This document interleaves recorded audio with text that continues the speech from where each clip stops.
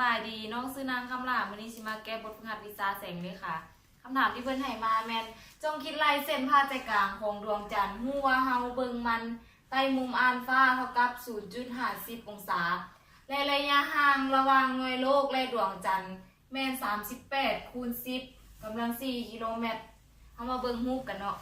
นี่แม่นตาคนเฮาที่ใส่เบิ่งดวงจันทร์ใต้มุมอัลฟาและนี่แม่นดวงจันทร์คำถามที่เพิ่นให้มาแม่นจงคิดลายเส้นผ่าใจกลางของดวงจันทร์ก็คือแต่ A หา B สิ่งที่เฮาฮู้มีอัลฟาเท่ากับ 0.50 องศาเท่ากับ1/2และระยะห่างระหว่างหน่วยโลกก็คือ OA ซึ่งเท่ากับ38คูณ10กำลัง4กิโลเมตร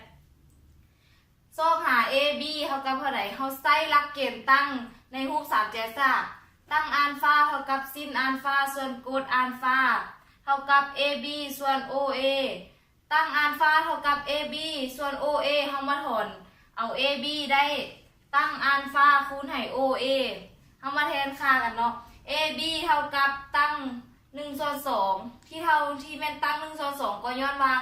อัลฟาของเฮาเท่ากับ1/2คูณให้38คูณ10กำลัง4เท่ากับ 0.0087 ซึ่งเทียบเท่ากับ87คูณ10กำลัง-4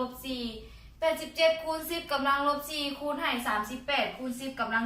4และ10กำลัง-4กับ10กำลัง4เขาสามารถคัดกันได้เนาะจึงเหลือแต่87คูณ38ฉะนั้น AB ของเราจึงเท่ากับ 3,306 เส้นผ่าใจกลางของดวงจันทร์จึงเท่ากับ 3,306 กิโลเมตร